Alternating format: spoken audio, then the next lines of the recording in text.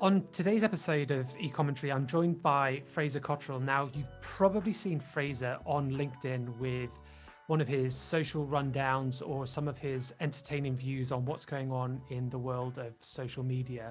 Alongside that, you'll have probably noticed his eye-catching creative. And Fraser is the founder and owner of Fraggell Productions, which is a creative-led performance agency, putting out some beautiful-looking content. Fraser, welcome to the show. Hiya, how you doing?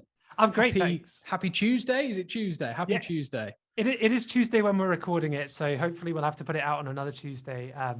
Just so Sorry, I've completely screwed your timeline there. Sorry. We're in a matrix, but yeah, so glad to have you on the show. I've been following you on LinkedIn for quite a while, and I've always loved that you've always took a humorous approach to the world of creative and to marketing, and that really appealed to me. There's enough dryness in the marketing world that it's quite nice to have someone who comes at it with energy and with a sense of humor. So I'm really looking forward to our conversation today. Yeah, me too. It's certainly been, I've seen the gap of the serious people on LinkedIn and on Twitter and on, everything talking about marketing. At the end of the day, you need to be a bit lighthearted about this stuff because it is actually a very depressing industry when you think about it a lot of the time. So, you need to be lighthearted. Yeah, I think that's definitely true. I think we're looking at, well, certainly from our side, we're spending more time in reports and spreadsheets than anything else with the latest updates. But that kind of leads me on really nicely to my first question. And we're going to just start with an absolute golden nugget. I'm going to put you on the spot and just ask you, what is working content-wise at the moment? So the first question is, it depends on the platform, but overall, user-generated content, UGC, is one of the main requests we get from all of our clients. It's one of the main ways that people are seeing creative perform the best. I think the reason for that is because as consumers are becoming more aware of ads, they are very quickly, they're not easily fooled basically anymore. And no longer can you put up a reframed TV ad and expect people to click on it. And so user generated is like the most natural way to do that. And especially with the rise of TikTok, again, another reason why it's working so well.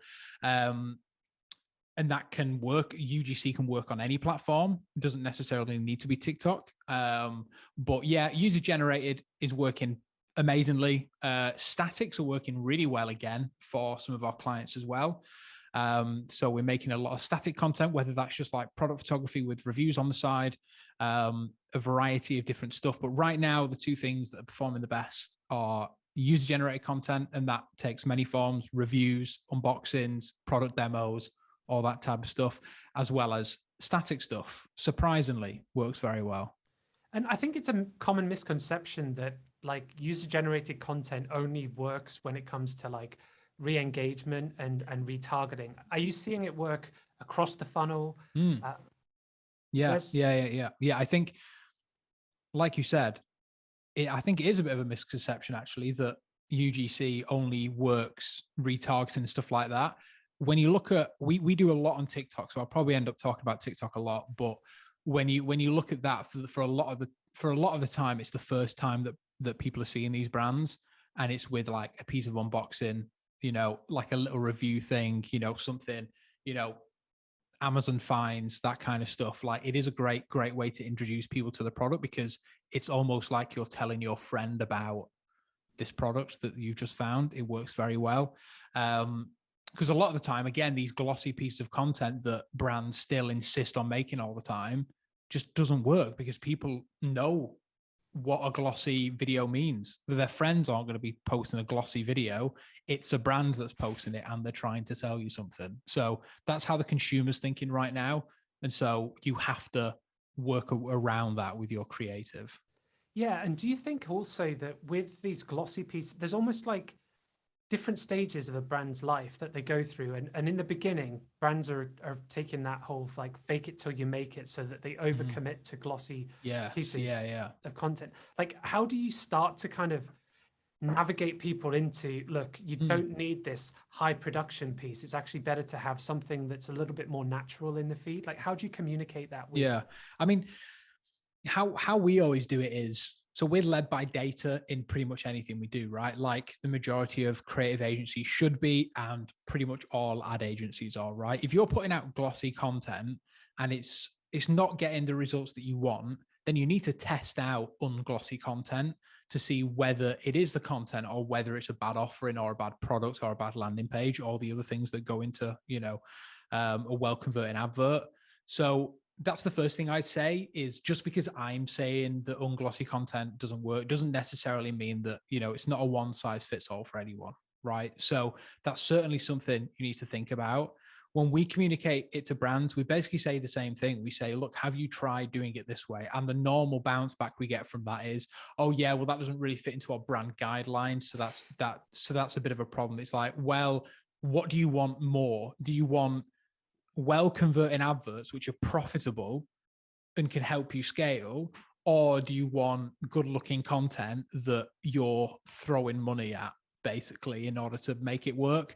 I was on the phone to like a D2C cereal brand recently, and in America, and they were very glossy content led, and I was like, but I don't understand why you're so like, this stuff isn't performing for you. And they just said, oh, well, it's just an investor thing. We're VC led and they want to see high quality content in our ads. And, so there's a lot of reasons why people do it.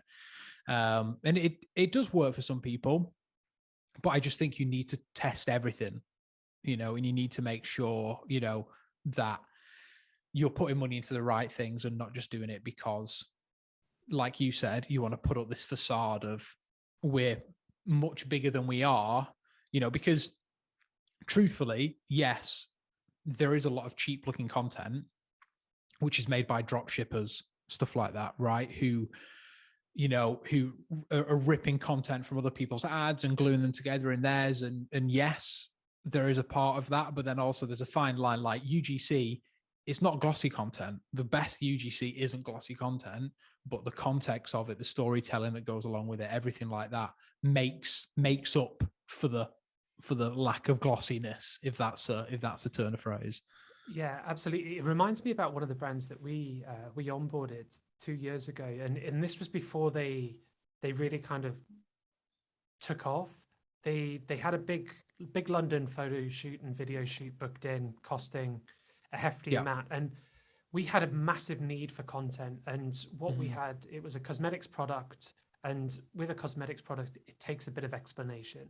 So we managed to persuade the founder to let us trial a video of her in a hotel room, bathroom, applying the product and talking through how she was applying it and the benefits of it. We used that, and then they went off and they did their big video shoot. We then used the video shoot content, and it was day and night the difference. Same context, so same application instructions. One's big production, one is founder mobile phone, and it was just incredible, the difference. And it just shows that when it comes to creative on the platform, it's very difficult to actually predict what's going to work, and you've almost got to let the platform tell you what's working to enable you to do more of it. Yeah, exactly. Yeah, which is why having a testing campaign and and all that is so vital, right? Because you need to make sure that you're testing stuff before you're putting it out. If any brand is thinking about blowing 20K on a massive professional content shoot, if you are spending 20 grand on one shoot just for your social content, then you're doing it wrong, because you shouldn't be doing that.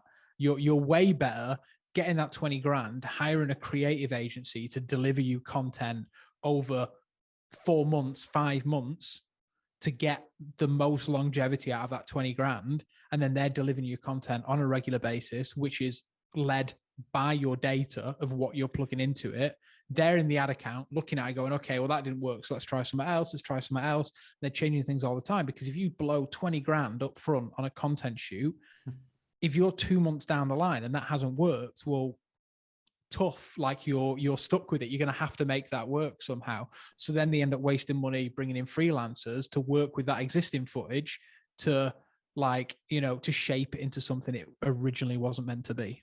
And I think that's also really valid, is that the platform doesn't necessarily care whether you spent 20 grand on a piece of content or you spent, you know, £100 on buying a camera to record something, for example.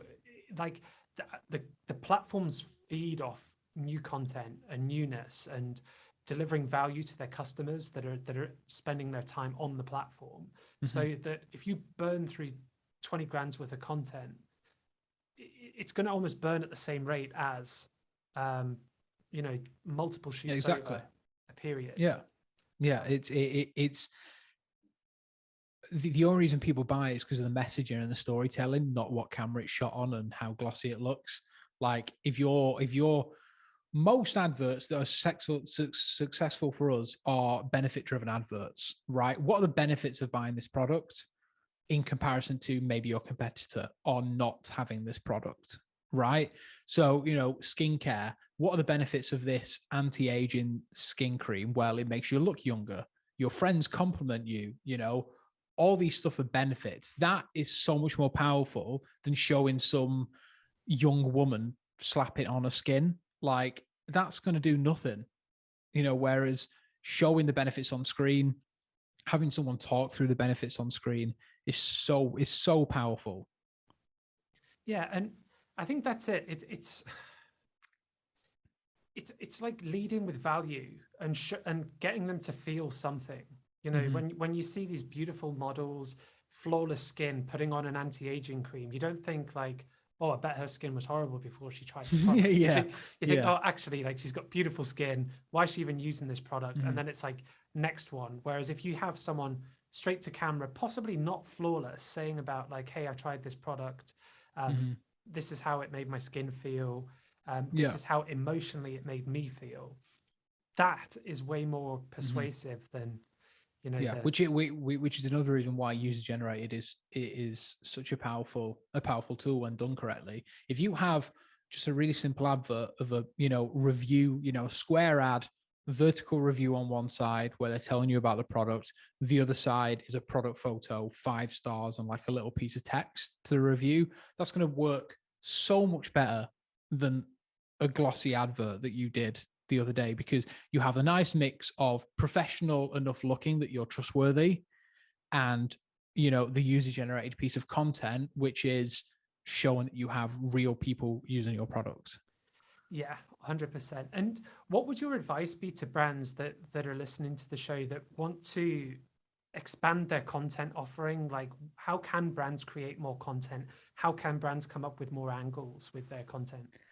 Yeah, well, it's funny you asked that. So I was on the phone 2 days with a guy which is starting up a SaaS product in the US. He's like ex Google, ex Uber, like incredible team, and they're putting together this software which is just mind blowing. Like in terms of helping you know, internal creatives or even agencies like ourselves. Basically, you can put in all your content, like all your UGC videos, all your, you know, your raw material, and then you label that with what that is. Might be an unboxing video, might be a testimonial, whatever. And then you basically pick how you'd want your video. So, okay, I want to start with an unboxing, then I want a testimonial, then I want a CTA at the end. And it will randomly find all these bits and glue it together and make you an ad. So within 5 minutes, you can have 2,000 variations of your advert, depending on how much content you have.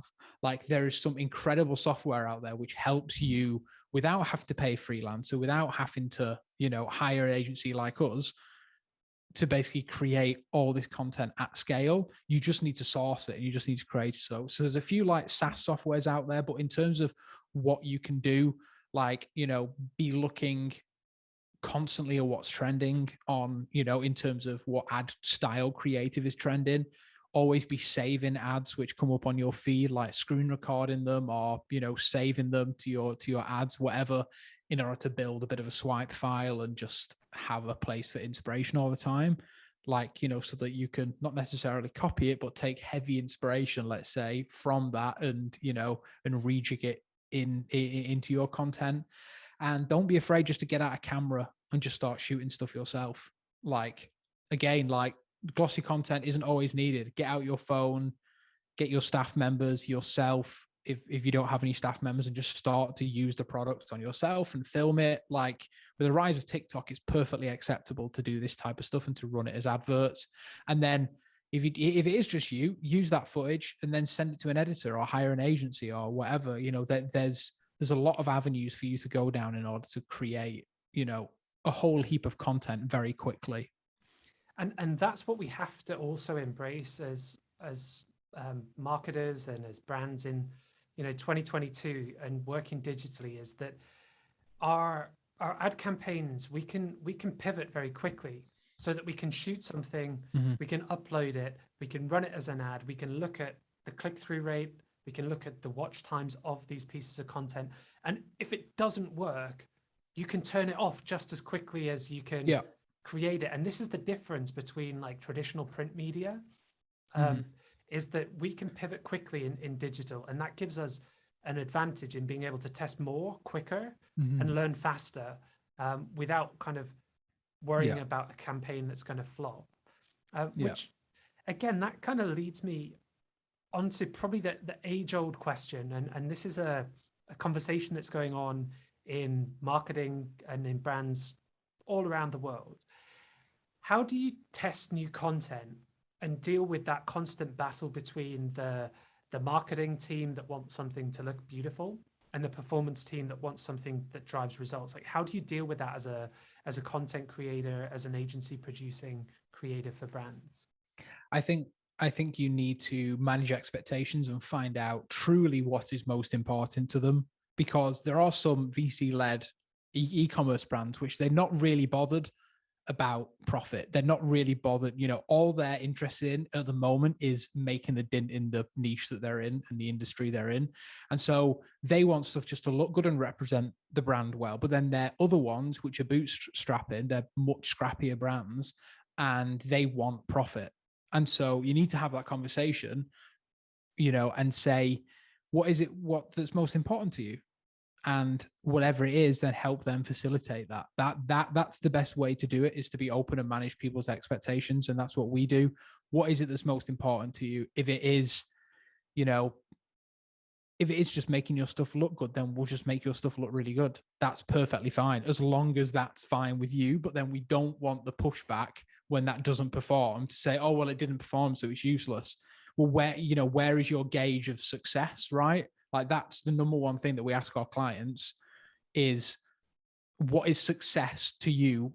How have we done our job properly, right? Like, what is it in your mind, if you were to recommend it to us, like, what is that thing that makes you feel that we've done our job properly? Is it good performance? Is it glossy, good looking stuff? Which one of those is it? And then we'll just aim for that. That's the best way to do it, and the only way that we found works. Yeah, it's a case of like, what benchmark are you measuring us with? Yeah, exactly. Yeah. But I think it's always a challenge in a brand, because you've got two different departments, which possibly should be one department in 22, but they have different objectives. So the performance marketing team or the e-commerce team are judged and KPI'd on sales and on growth, whereas the marketing team are possibly judged on campaigns that look good and making sure that the brand adheres to things. And there's this constant debate, and we see it quite regularly with campaign content. So the need to turn a campaign off because the campaign has finished in the campaign plan, but then the performance team or the e-commerce team is saying, actually, we want to keep running that because it's driving sales. Like, how do you steer brands around that? I think it depends on how you look at marketing. I think when I first started in content and marketing and stuff, there was this thing that, okay, we have a spring campaign, we have a January campaign, you can't think of it like that anymore for the exact reason that you've just said that. Because why would you turn off a well-performing campaign just because it's not relevant anymore? Right? Like, that isn't a way that you should be thinking about it. It should be, you are making content to last as long as it lasts. Like, obviously, if you have an offer on like 20%, you can't run that forever. Like, that's fine. Like, you have to turn that off at some point, but you shouldn't be treating it as, seasonal 4-week campaigns and stuff like that anymore. You should be looking at, your online digital advertising as just something which is always running. And so you need to make evergreen content, which is always running and has the ability to keep on running for as long as you can keep that running, because that way, if a campaign is running really well, you don't need to turn it off. You can keep it going. So you need to look at your marketing differently. We've had that problem, but with more traditional businesses where they're used to doing, okay, we have 40 grand for a billboard campaign. That's going to be our campaign. All of our marketing is going to be around this, outdoor advertising campaign. And so we're doing a big push on social for it. We're doing this and that. Well, why are you just centering yourself around this small time frame of campaign? Why not spread that out and do that over, forever, right? I think people just need to look at their marketing a bit different if they're wondering if they should turn off a campaign because that campaign's over. Like, make it last longer, like create better, long-lasting content. Yeah, and we've also seen that quite a lot in terms of like brands wanting things to go off because of frequency that are still converting. And again, it's very difficult to have an opinion where to sit, because the rationale or the logic would be, well, let's create something new and put something new in, create something slightly different just to reduce the frequency, give something new to look at. But as you've probably seen yourself, like, you can try to copy an ad that's performed well previously and just put a slight twist on it, and it doesn't hit the it doesn't feed the algorithm in the same way, and it doesn't get the cut through. So like, it's a really, really difficult one, but I guess it goes back to that whole, like, if it ain't broke, don't fix it. Like, keep running it. I think David Ogilvy says that, like, keep running it until it stops working, and then stop and change it. Yeah. That's what my mentality is to this stuff, is keep on running it till it's not making you money anymore. Like, to me anyway, that's what is important when I'm looking at creative. My measure of performance is if it's making the client money, if it's the click-through rate is good, if the ROAS is good. That's how I measure it. Like, people might be seeing the advert a lot, but if it's still performing well and people are still converting, then it's still working. It doesn't matter how many times I've seen it, does it really? No, and I guess it also allows you the time to start to test new creatives in a separate campaign. And I read exactly. I saw something really interesting of yours about your framework for testing content and establishing kind of like a really systematic approach to testing content. I'd love you to kind of delve into that a little bit with us today. Yeah, I mean, we always say that you should be constantly testing your creative. The best way that we found when we're managing ads or anything like that, is you need to have 2 campaigns. I mean, I'm all up for, people simplifying their ad manager in general. We tend to keep it quite simple, but basically you need a testing campaign where you're constantly testing things, and within there you need we have 2 types of testing. Your first piece of testing is the hook. So we change the first 3 seconds. Basically, we want to make sure, because that's the bit which is grabbing people, that's scroll stopper. So we're always testing for new hooks. So you should be testing that. And then we have another test, which is anything after the first 3 seconds. Normally doesn't make that much of an impact, but it's definitely worth trying. And then we have smaller changes like title change or caption changes, and all those are normally different ad sets. Basically, that's the best framework. I made it like a full breakdown YouTube video on this. Like, that's probably the best way to do it, where I had notes prepared and I could kind of go through it properly. But like, yeah, we found the best nature for testing is to break it down as much as you can and keep things consistent in terms of your audience and all that stuff. The only things, if you're doing a creative test, the only things that should be changing are the headline or the caption, that kind of things. Like, do it very systematically to actually figure out what is making the difference. That's the most important thing.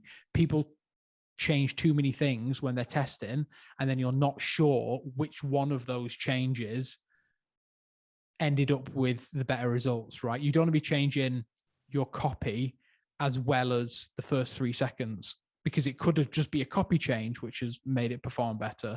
Instead, you want to be doing all the same copy, changing the first 3 seconds on three different ad sets, right? Like that's the best way to be doing it.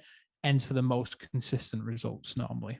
That's it. It's like going back to school, isn't it? Back to school science classes where you have one variable, only change one variable so that you can establish what the effect was. And that is the systematic approach that you've got to take when it comes to most things. And when you're testing creative, like how long are you testing for? Are you giving it, is it over a prolonged period? Are you using impressions to test it? What's sort of the framework there? In terms of length, like I think you can tell straight away if something is performing very badly. I think it's a bit about like professional judgment, I think, of knowing if something is performing badly or not. So it's kind of looking at it and going, okay, by giving this 3 more days, will this actually make that much difference? And then, and then changing it, turning it off, whatever, if you will. If there's a winner, you will see a clear winner because it beats all your normal KPIs of what makes, a good ad, right? So for us, in terms of, things that we're looking at, the click-through rate is a major one for us. If we're looking at solely just creative testing, which is normally what we take care of, it's the click-through rate is a major one. If we're getting people to click through the website, then our creative is doing the job that it needs to do. We're also looking at watch time, first 3 seconds, vital, and then like 25%, 75%. We want to see where people are dropping off. So they're the main things that we're looking at when it comes to our testing and what is actually performing well, and just looking at historically what their creative has been like in terms of results, and then comparing that to ours, especially when we start off, is normally the best way to do it. Yeah, and I think also it's really important when people are carrying out tests on creative, you're looking for signs or data that's telling you what's working, but it's also really, really important to understand that you can't make the right decision every single time. It's not a perfect science. That it's a case of testing a lot of stuff and looking for the things that are working or that look to be working, and having hypotheses around that to then put it into your main campaigns and really test it at scale. But when you're creating your video content for the ads that you produce, are you creating the content to enable you to test those different hooks within the 3 seconds? Yeah, we normally, so when we come up with concepts, we normally have one core concept, which is, okay, this video is going to do this. And then if we're working with creators for UGC stuff, we would also already would have thought up 4 different hooks, 3 different hooks, and we'll get them to make those, and then we'll test them. We normally go into it quite planned in terms of different variations and stuff that we're going to be making. But sometimes we'll cycle through all those variations and nothing has worked. And so then we'll go back to the drawing board and just see why it hasn't changed. Like what is it which is really, really poor here? What is making it perform badly? And then we'll go back and then we'll create some changes normally. But going into stuff, we normally have a pretty good idea of what we want to test. And that normally comes down to just writing it and just seeing, what we think is on trend and what will work for them at the time. I think that's a really good approach to it. And again, it's the more budget you have, the more you can do with these creative tests. But things like testing multiple hooks early in a video, like anybody who's producing a video can get that done. Yeah. And yeah. And you can also kind of log those tests. So we tested 3 hooks on video A, and out of those, the best click-through rate was hook number 2. So when we make video number 2, we're going to test hook number 2. We might even test hooks 1 and 3 again.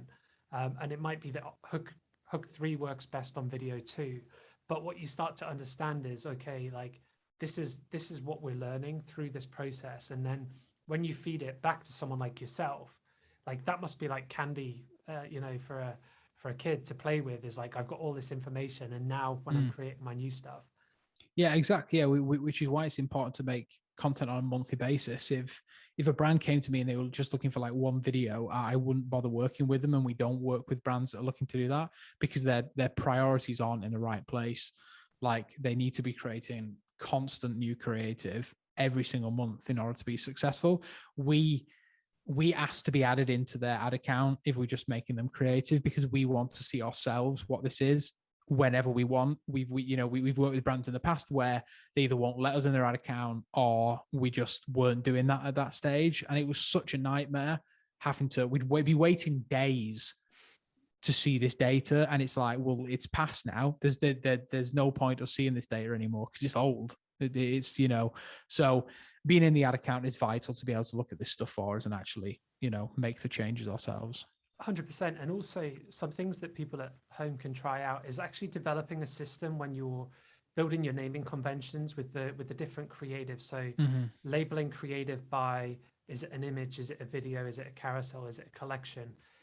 Like, is it UGC? Is it unboxing? Is it, is it just a product shot? And having a system in place where you apply numbers based on what the ad is, what the type of ad is, how long the video is. And then what you can start to do if you really kind of geek out with it is start to pull that into Data Studio or into Google Sheets and start to actually pull reports based on like, what is our top performing format? We spent 20 grand in the last month through image ads, and this is our ROI and this is our click-through rate. This is what we spent on video, and this is this. And then you can use that to inform strategy moving forward. I think that there's too much of a disconnect in our industry where I've said it on a previous episode that the creative team put all this like blood, sweat, and tears into a piece of content, and then they give it to the marketing team. The marketing team say, "Cheers, that looks good," and that's all the feedback they get. And it's actually about empowering your creative team to do better, and to innovate and to create better content. And the more info you give them, the more enthusiastic they generally are because they're like, "Oh, I've got to do better. I'll try this out. I want to beat my score from last time," and that's how you get like high performing creative. Yeah, exactly. Yeah, the whole content game gets so much better when you have stats to go on. Same way that if you're uploading videos to YouTube, one video gets 3 views, the next one gets 3 million views. Okay, well, great. I have a benchmark. Like I know, all right, this video did well, this one doesn't. Like without doing that and just working with an ad agency or somebody internally, and they're just making you content and you're handing it over and that's it. That is doing absolutely nothing because then if that doesn't perform, they're probably going to make very similar content the next time because they didn't get any data in order to know what to change. So there needs to be communication between both teams in order to help you make better content all the time because like you said, that's what leads to creating high performance content because you're always trying to beat the last one and adjusting things and changing things in order to make that perfect piece of content. Yeah, and it just makes me laugh that brands will spend an absolute arm and a leg on getting like attribution sorted or trying to get attribution sorted. But then they've got a creative team that gets zero feedback. Like the thing that's going to move the needle the most for you at the moment is more than likely creative. And I think a lot of that is because all people hear all the time is how bad attribution is and how brands need to get this sorted and how tracking is awful and all this stuff. That's all you ever hear. Just listen to any podcast, watch any YouTube video, read Twitter. That's all anyone talks about is how bad this is and how dreadful Facebook is and all this stuff. Well, people are still on it because it works. The issue is that you're focusing on the wrong thing. It's proven that creative has like 70%, if not more, of, that determines how your ad performs is the creative, 70% of it. So yeah, why isn't that we're visual people as humans. And so, that's why TikTok is so, is absolutely killing it in terms of, daily users and everything, because we're visual people and we want to see stuff. We enjoy watching things. And if you think about it, the data that's probably the most reliable, especially talking about Snapchat, Facebook, TikTok and their platform, the data that these platforms can control is the consumption data. That's the Mm-hmm. data that they have. When the click goes to the website, that's where we lose that data. So the data that you can control and the data that you probably can have the most confidence in is the data that you're not providing to the people who need it the most. And to me, that is just so bizarre. And that's sort of why in our team, we make sure that we're constantly feeding that back into the designers, because that's probably the most trustworthy data we've got. But circling back to TikTok, I know that you mentioned in the beginning that TikTok content creation is blowing up at the moment. Should brands be doubling down on TikTok at the moment? What's your thoughts? It depends on your target market. If you sell to 50-year-old women, probably not. Facebook is definitely the place to be. You need to, again, it's another thing everyone's always talking about. So everyone thinks that they should be on it, and then they go on it, they blow a load of money, and it turns out their audience just weren't active there in the first place. So there was actually no point. So the first thing you need to do is do your research on the platform. Is this a place where your customers are hanging out? If it is, then great.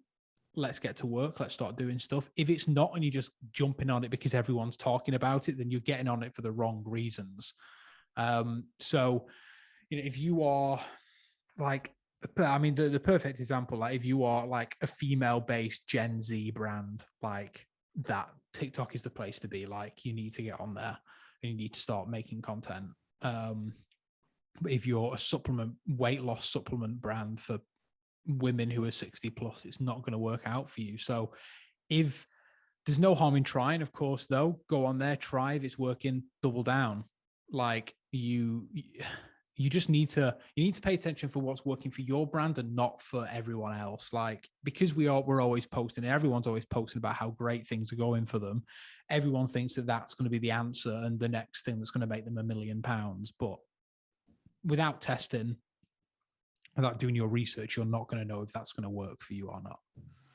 And do you think in its current format that it is valuable to brands to grow on TikTok? So, for example, what we see a lot is the content goes viral. We hit a lot of impressions and a lot of views. And I was talking to a CMO about this, that like going viral on TikTok is quite, it's to a degree, it's relatively straightforward in terms of jumping on the right trends. But in terms of like brand recall and brand building, do you think that it is possible to do that on TikTok, or do you think that people are just like acknowledging the content that's being produced rather than the brands that are producing it? How I see it is TikTok is split into two things for marketers. You have TikTok organic, TikTok paid. If you're looking to go, I mean, TikTok organic is incredibly powerful, and I can see there being some multi-million pound brands built off the back of TikTok organic in the next 3 years. That's going to happen. But like you said, a viral video doesn't really mean much on TikTok because it happens so much. It's not like a viral video on YouTube where everyone's talking about it, and because it's a gem when this kind of thing happens and everyone talks about it. Now, having a video with 1 million plus views doesn't mean much because someone down the street has probably done that in the past week, because they've posted something funny or they've jumped on a trend.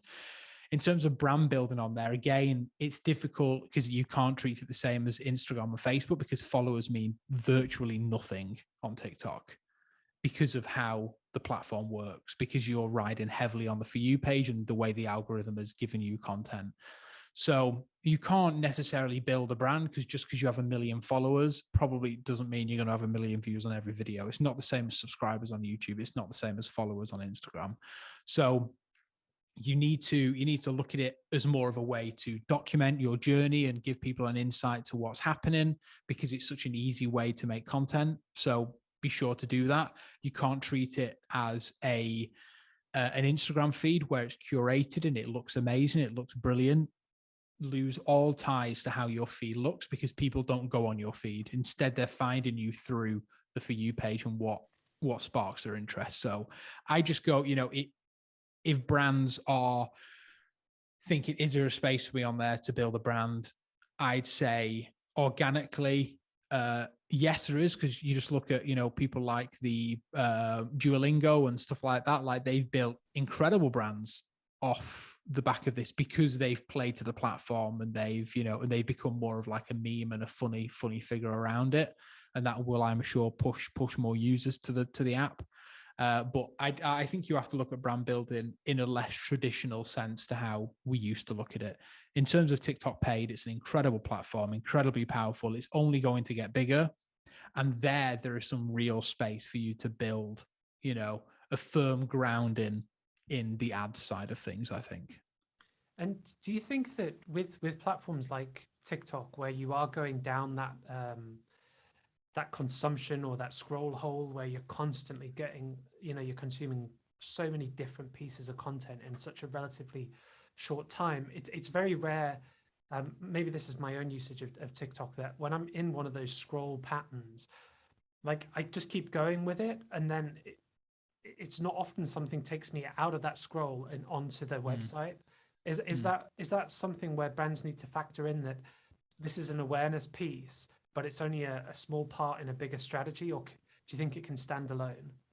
Yeah, where TikTok is right now, and this is where I feel like it needs to change the platform, is very similar to where you said, like when you are in that scrolling mood, because TikTok, I've said this multiple times, TikTok is an entertainment platform. It's not a social media platform. People go to TikTok and send content to their friends using iMessage or Facebook or Instagram, right? That's how it works. Or they're directing messaging to people. Nobody's communicating to people on TikTok. Nobody's opening up a DM stream with your friend on TikTok like you do on Instagram. It's not happening. It's not, to me, it's not social media. It's an entertainment platform first. And so you need to kind of look at that from your marketing perspective. Instead of directing people to a traditional landing page, direct people to something like a quiz, maybe. What is the perfect shade of makeup for you? What's the best pair of jeans for your body type? That type of stuff. Try and carry on that fun, entertainment, gamified way of selling. Carry that on through to your landing page. Directing people to a product page probably won't work for the exact reason that you just said. When you're in that mood, you're not really in a buy-in mood, right? But then that's where retargeting comes in, because so somebody might have seen you 3 or 4 times, like we've ran ads for ourselves, and I've had people message me through the website saying, I've seen your advert on TikTok 3 or 4 times and I remembered your name and I Googled you. That's how you need to see this. It's an incredible traffic driver. I've never seen an ad platform where you can turn on the ads and within 2 hours you can have multiple hits on your website, like multiple of thousands of hits on your website, like straight away. Because it's just people are clicking off to your website, but they're probably not in the buying mood that they're going to make a purchase. Instead, they're going to go away, wait till your ad comes up again when they're in a less scrolly mood, and then maybe buy something directly or Google you or get retargeted on a Facebook ad or a Google ad or something like that. So yeah, you do need to think of it as a bit more of brand awareness, but you can still tailor things to getting sales, like with quizzes and things like that, in order to almost fool people into buying. I don't like saying that because you're not, but you're almost tricking them into a false sense of buying because it's more gamified and it feels more natural to the platform. And there's that big dark social element that you just mentioned there, where it's not measurable, but when you start to see, say you launch a TikTok channel, you see the brand lift in sales, and you can't attribute it to Facebook or Instagram because you haven't done anything with spend, you've not done anything with any of your other platforms, but the only variable is you've started to increase spend on TikTok, and then all of a sudden brand revenue starts to increase. Yeah, so at that point you need to look at different ways to measure your data, look at services like triple whale and stuff like that, which are based more on kind of last click instead of first click. Like you want to know where people came from originally, which is, incredibly, which is such a great way to track it, because they might have originally come from TikTok, but they've bought from a Facebook ad down here. That's not really Facebook making the sale there. It's TikTok making the sale, so that's how you need to be looking at that. Yeah, definitely. It's an omni-channel approach to marketing, right? And you need to think of it like that. And I think that it also comes down to like the questions that you ask in your post-purchase surveys. So a lot of brands, what they love to ask is like, how did you get to our website? And then they say, check one box, Facebook, Instagram, email, Mm-hmm. TikTok. But it's the wrong question. The actual question that you should be asking these customers isn't how did you get here today? It's where have you seen us? Mm-hmm. And getting them to check those, because then it gives you something that's a lot more qualitative to work with your marketing efforts. If you see that, Mm-hmm. oh, Yeah. we've got all these touch points, when it comes to that meeting with the CFO about cutting marketing budgets on a channel that's underperforming, but then in all of your post-purchase surveys, hang on, TikTok's checked in every single one. Like GA doesn't say sales are coming from there. Shopify Analytics, nothing from there. Facebook and Instagram are saying, yeah, we're involved in this. Um, you have the data to make the right decision, but it's only as good as the questions that you're asking. Yeah. Yeah. Yeah. And TikTok are doing things like TikTok understand that the platform is an entertainment platform and that people aren't really in the buying mood, which is why they're bringing out TikTok shopping and TikTok shopping live streams and all this stuff where you don't even need to leave the platform to make a purchase. It's 2 clicks away to buy something. Like that is the future of e-commerce on TikTok, is having an advert that shows up and the actual advert has a little icon of the item. You click it, add to your cart, purchase within 3 seconds. You know, that's where the real power of TikTok is coming from. And that's where they are going to blow up as an e-commerce first platform because of the attention to detail that they have when it comes to stuff like this. They're leading the way in a way that Facebook hasn't done in a very long time. And in terms of like the burn rate of content, so how much content you actually need to fuel the platform on TikTok, like how should brands be approaching this? It's quite overwhelming when you read articles saying you need to post 3 times a day organically to get the reach and to get into the For You page. I mean, if someone says that to me, my first question is, where's your source? Where have you heard that from? Because that's not the case. That like anyone that says that they have the magic formula to how often to post on TikTok organic in order to get results, like the first thing you need to ask them is where have you got this from? Oh, well, I read an article. Okay, well, where did they get it from? Was it from TikTok themselves? Probably not. It was from someone else that said it. There's no definite format. I've heard that before. All you're doing there is the same thing that we used to do in the days of building Facebook pages and stuff. You're just increasing your chances. It's like buying 3 lottery tickets instead of 1. Yeah. It's the same thing. If you throw enough stuff at a wall, it will stick. Like, you know, that's all you're doing. You're not doing this magic sprinkle that tells TikTok that this deserves the For You page. You can still focus on, you know, on quality over quantity and still make it to the For You page. When it comes to like content on ads, it burns out incredibly quickly, depending on your budget. Someone's content is going to burn out quicker if they're playing with 50 grand a day in it to you with £500 a day. Totally, you know, but for us in general, like we've ran campaigns where it's £20 a day minimum spend on there, and we're having to change the creative every week. You know, multiple new creatives a week. So if you're, you know, £500 a day, you need to be launching multiple creatives each week in order to keep up with this burn, because you will dramatically see the ad performance just drop off a cliff. And it's just because people are fed up of seeing your ad, basically, and they're marking it as not bothered there, you know, doing the usual stuff that consumers do. And I think that that's also one of the barriers with TikTok advertising at the moment, is that the content isn't lasting as long as, for example, what we were talking about with Facebook, where you could put something on, run it for a month or 6 weeks and still hit the ROI. Like on Facebook, on TikTok, if you're not changing that content, you're getting capped, because that's the business of TikTok is, like you said, it's entertainment. That will change. I think people forget how early on TikTok is in its ad journey. If you compare it to Meta and the, you know, like their scheme, they've been at this for years. You know, the platform has developed massively.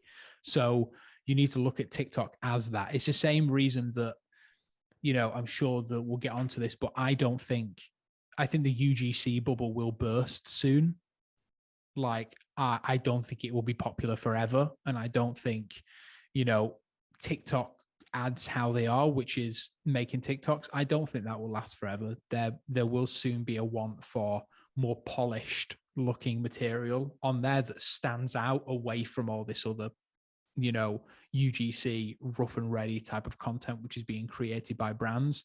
So yeah, you just need to, see it as it is a changing platform, which is going to be constantly changing. And if it doesn't, then so what? You've made a load of new content and it's just a new way to work. Like you have to be ready to embrace these changes, which are always happening, because those that embrace the change are the ones that's, actually succeed.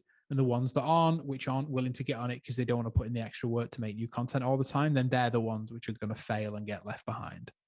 Yeah, and if a brand is wanting to get started with TikTok advertising, like what are some of the frameworks? Again, I go back to frameworks because I love everything in a box and in a structure. So, like, what are some of the systems that they should really think about in terms of either working with an agency like yourself that can produce regular creative content, or maybe hiring a content creator internally? Like, what are some of the things that if you want to commit to TikTok as a strategy for advertising or organic, like what are the things that people need to know about? Like you mentioned, your burn rate for content is going to be very high. So you need to be prepared to make new content on a regular basis. You need to think of your content less as ads and more of organic content with a hook and with a CTA.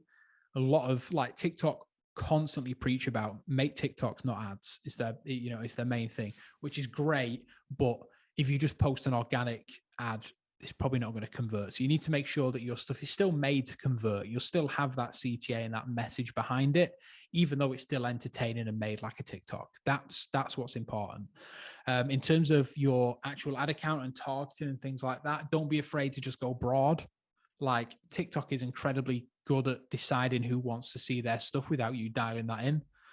So sometimes just setting your standard boundaries, your age and your gender, sometimes that's just enough. So make sure that you test going broad and letting the content do the work for you. And also make sure that you pick the right, like what you actually want from it. Like a lot of the time we see more purchases with add to cart than we do actual purchases. So be sure to test that out. Just test a lot of different things and get to know the ad platform, and constantly be looking at your trends as well. That's incredibly important as well. Yeah, and again, like you said, TikTok as a platform it's the baby, and what it'll benefit with over time is it needs people to make the purchases from the platform for it to pick up the signals to then be able to then find people that are similar or share similar characteristics as those that have purchased. So that it is evolving. It will get better. When Facebook started with their advertising platform, there was an early adoption benefit, but if you were to go back in a time machine now, you'd say, "Oh, that's nowhere near as good as it is." Yeah, exactly. And I'm really interested to really ask you, like, how do you see the world of content creation evolving? Yeah, I think it's going to constantly keep on changing. It's going to come down to the usual things that you need frequent content on a regular basis all the time. I think there will be, like I mentioned before, I think the whole TikTok bubble of UGC creative is the only thing that works on TikTok. I don't think that will be the case in 2 years' time. I can't see that being the case because there will be so many ads which look the same. It will just be unbearable to be on the platform. I think one major thing that we're seeing a lot with our clients and just in general in the industry is being more transparent in your journey and your, who you are as a business, showing the people that work at your business, documenting that much more and showing people that you're real people behind the brand and not just, some faceless organization. I think some of the best ads that I've seen are the ones that actually include staff members on TikTok and stuff like that are really great. And then, like you mentioned at the start, having founders in the videos and stuff like that, so that you're showing that you're a real thing. And, you know, I think, yeah, putting faces to the brand is going to be massive. I think in the next like year or two, we're already seeing that, being very transparent in the way that you're doing stuff. Yeah, it's difficult to predict because things are changing all the time. But in terms of what I've been seeing, I think that's been a constant thing of, you know, of people want to see who's behind these brands now much more than they did 2-3 years ago. They weren't bothered about who they bought from now, but people are much more bothered, and they're more bothered about your company's ethics and what you stand for as a brand, rather than just if your product is good or not. And what about the metaverse, content creation in the metaverse? Any predictions on that?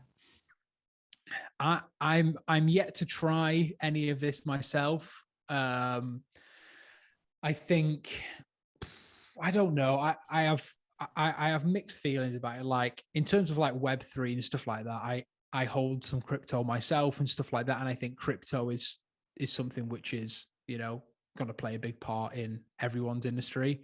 In terms of the metaverse and stuff like that, I'm really not sure where that is going to be, because I think there's a lot of room for improvement. I think in terms of, it's going to take a while until we're donning on headsets for our work from home day. I think that's going to take a long time. Yeah, I can see like NFTs and stuff being used in marketing. I'm already seeing a few brands kind of pushing that stuff. I don't think it's NFTs are going to be used in the way that we're seeing them now with art and stuff like that. I think that will just be one portion of the pie. I'm not the biggest firm believer in NFTs and the industry as a whole. I think, yeah, advertising the metaverse, it'll probably be a thing. I can see it being a thing. I can't see it being as big as Mark Zuckerberg is currently preaching that it's going to be. But I'm sure we'll see. It's a strange thing to even be talking about, but here we are. Yeah, I think the reason that we're talking about it is because there's so many people on social networks talking about it, and I'm of the opinion that we just need to sit back and kind of and watch a little bit, and if it's, you know, as it starts to develop, then of course we'll make the right moves. But I still don't know enough to have an opinion. Yeah. I think the ideas are much more ahead of the actual thing itself. Like we all have these bright ideas of what it's going to be. If you actually go into these things right now, very little of how you imagine it is. It's this amazing landscape where, you know, everyone's looking around. You can interact perfectly with people. It's still not like that yet, just because the technology hasn't caught up, I don't think, quite yet. So, you know, the best experience that I've seen is like Facebook's like center thing that they have, you know, with the Oculus. That seems to be fairly advanced, and it's getting there. But I think it's going to be a while until we're planning advertising campaigns based in the metaverse. I think that's a long way off. I think. Yeah, I don't know if you've ever heard of there's a training software called Zwift.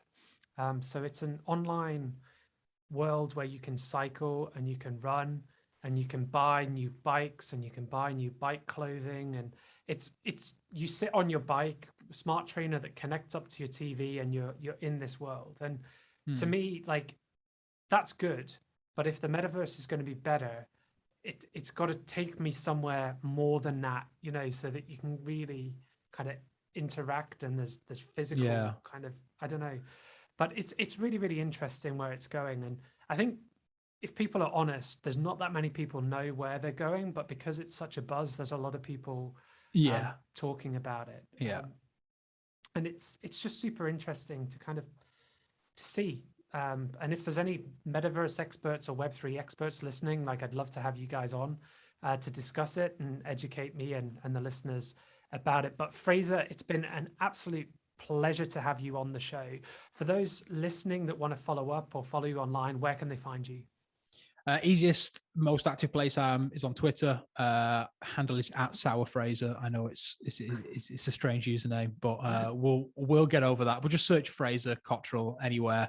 I'll come up. I'm most active on Twitter if you want to search me on there, but LinkedIn is fine as well. Just Fraser Cottrell, search it out. I'm posting content pretty much everywhere all the time, so you'll see me somewhere.